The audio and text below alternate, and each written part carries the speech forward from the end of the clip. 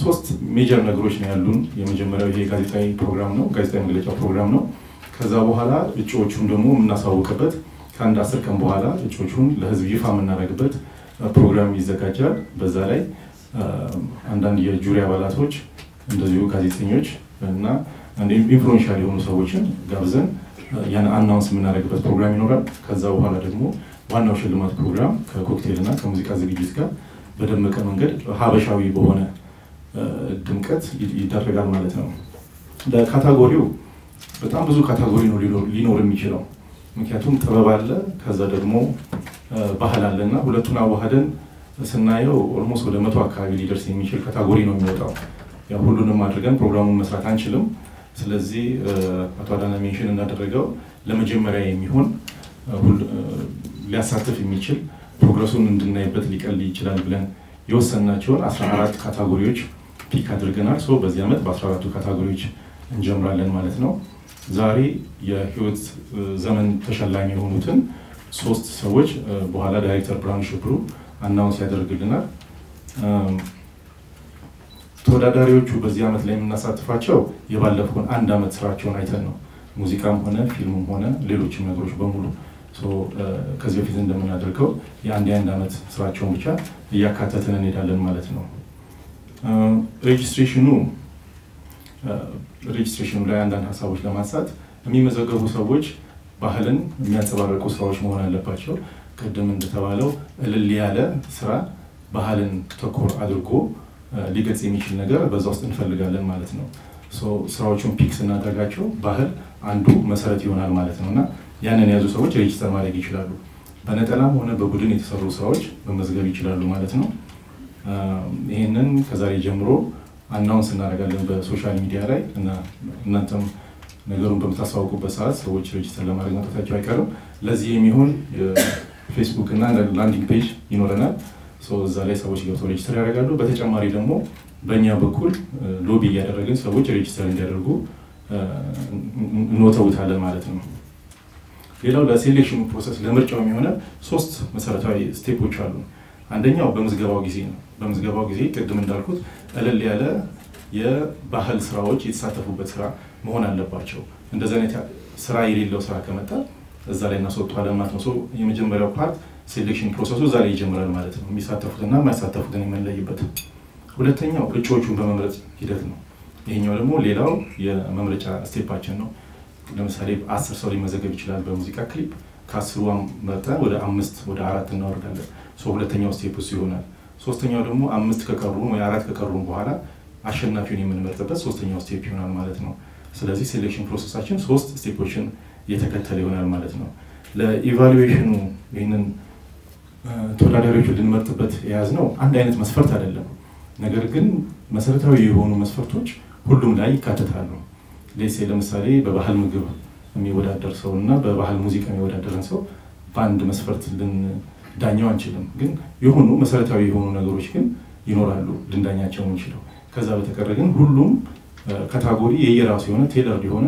መመዘኛ ነጥብ ተዘጋጅቶለታል ማለት ነው በዛ መንገድ እንዳኛቸዋለን ማለት ነው አሁን ብርሃኑ ሽብሩ ስለ ህይወት ዘመን ተሸላሚዎቹ አንዳንድ ነገር ይለናል እንግዲህ የተሰጠኝ የእድሜ ዘመን ተሸላሚ ነው አንደኛው የዚህ የሙዚቃ ሪኮርዲንግ የሚባለው አቶ ፍቃዱ ዋሬ ካሴት ብሎ ነገር ሙዚቀኞች ብሎ ነገር አገራችን ሲጀመር ከካሴት ማሳተም ጀምሮ ጥረት በማድረግ አሁን ወደ ደረሰበት ደረጃ በደረጃ እያደገ በመጣ ቁጥር ከሚያድገው ነገር ጋር አብሮ እያደጉ አቶ ፍቃዱ አምባሰል ሙዚቃ ቤት በሚል ስም ሰይሞት ሲጓዙ መኖራቸው የሄዱባቸው መንገዶች በጠቅላላ የሚገርሙ ናቸው አሁን በህይወት የሌሉም ብዙ ሙዚቀኞች አሉ ከጥላሁን ገሰሰ ከብዙነሽ ሌሎችም እንደዚህ አብረው ካሏቸው ሰዎች ጋር እንደዚህ እንደ ጓደኛ እያመጧቸው አብረዋቸው እየሰሩ በካሴት እያሳተሙ ሌላ ቀርቶ ለምሳሌ ህብረት ትርኢት በሚታይበት ጊዜ ህብረት ትርኢቱን ይቀዱትና በማግስቱ በካሴት ያተሙና ለህዝብ በማዳረስ ይሄ አይነት ልምምድ ይሄን አይነት ሙከራ ያደረጉ ኢትዮጵያዊ የመጀመሪያ አቶ ፍቃዱ ወሬ ናቸው። ከዚህም ባሻገር ይሄ እንግዲህ ይሄ የሆነው በተለይ በኃይለኛው ጉዳይ ላይ እንቀሳቀሱ የነበሩት በሰባዎቹ አካባቢ ነው። ከዚህም አልፈው ለምን ወጣቶችን አናወዳድርም? የከፍተኛ ቀበሌ እነዚህ ወጣቶች አሉ። እነዚህ ክህሎት ያላቸው ልጆችን በማወዳደር ወደ መድረክ በማምጣት ኃላፊነቱን በመውሰድ ድርሻቸውን ሲወጡ አሸናፊ ለሆኑት የመጀመሪያ የመኪና ሽልማት ያዘጋጁት እኚህ አቶ ፍቃዱ ዋሬ የሚባሉ የአምባሰል ሙዚቃ ቤት ባለቤት እና ስራ አስኪያጅ ናቸው። ይሄንን ስናስብ እስከ 273 ካሴቶችን በማሳተም እንደገና ኮሌክሽን የሚባሉ አሉ። ሙዚቀኞችን አሰባስበው ያንን ነገር በማዘጋጀት ኮሌክሽኖችን በመስራት ግንባር ቀደምና ፈርቀዳጅ የሆኑት አቶ ፍቃዱ ናቸው። ዛሬ እሳቸውን በህይወት ስለምናገኛቸው ደስታዬን አልችለውም። ጥረታቸው ትጋታቸው ስንመዝነው በየትኛውም አቅጣጫ ግንባር ቀደም በመሆናቸው የዚህን የድል ሽልማት የእድሜ ዘመን ተሸላሚ በማድረግ ተመርጠዋል። ሌላው ምንድነው እሱ ፐርፎርሚንግ አርትስ ይላል። ባህላዊ የሆኑ ነገሮችን ነው እንግዲህ ቅድም ጀምረን የምናወራው። ባህላዊ የሆኑ ከ1940ዎቹ ጀምሮ የሀገር ፍቅር ቲያትር ከዛ በፊት ነበሩ። ሀገር ፍቅር ቲያትር እንደምታውቁት አንጋፋው የኢትዮጵያ ቲያትር ነው። ከ1940ዎቹ ወዲህ ከተቀጠሩት ከገቡት ውስጥ የጥበብ ሰዎች የመድረክ ጥበብ ሰዎች ውስጥ ስንመለከት እጅግ በጣም ብዙ ናቸው። ዛው ሲተሳተፉ ከ60 በላይ የሆኑ የዚህ የመድረክ በተወዛዋዥ በሉ በትወና በሉ በሙዚቀኛ በሉ የመጡት እነዚህን ሰዎች ከ40ዎቹ ወዲህ ከተመለመሉት ውስጥ በጣም በሚያስገርም ሁኔታ ወይዘሮ የሺ ተክለወልድ አሁን በነገርኳችሁ ሂደት ውስጥ ያለ መታከት በዲሲፕሊን በሉ በስነ ምግባር በሉ በየትኛውም በሉት እስከ ዚህ ዘመን ድረስ የተጓዙ ወይዘሮ የጥበብ ከያኒ ናቸው። እኚህ ከያኒ በጣም የሚገርመኝና ደስ ያለኝ በኢትዮጵያ መንግስትነት ታሪክ ውስጥ የኢትዮጵያ መንግስት በመንግስት ደረጃ በመንግስት የፊልም ስራ ድርጅት ውስጥ የልብ ወለድ ስራ ትወና ስራ ውስጥ በመሳተፍ ሁለት ናቸው መጀመሪያ የተሰሩት። እነሱም በህይወት ዙሪያ የሚለው ፊልምና አስቴር የሚለው ፊልም እዛ ውስጥ በመሳተፍ ባህላዊ የሆኑ እሴቶቻቸውን ይዘው እዛ ውስጥ የተሳተፉ ወይዘሮ ናቸው። በየትኛውም አቅጣጫ ስናስበው ከሳቸው ጋራ ተወዳዳሪ በህይወት ካሉት ነው እንግዲህ ተወዳዳሪ የሆኑ ምርጫ ያላቸው ወይዘሮ የሺ ተክለወልድ በሀገር ፍቅር ቲያትር ይሰሩ የነበሩት ናቸው። ሶስተኛው የመገናኛ ብዙሃን ነው፣ በቴሌቪዥን ማለት ነው። ወይዘሮ ብዙ ወንድማገኝ ከፍተኛ አርአያ ሰብ ናቸው።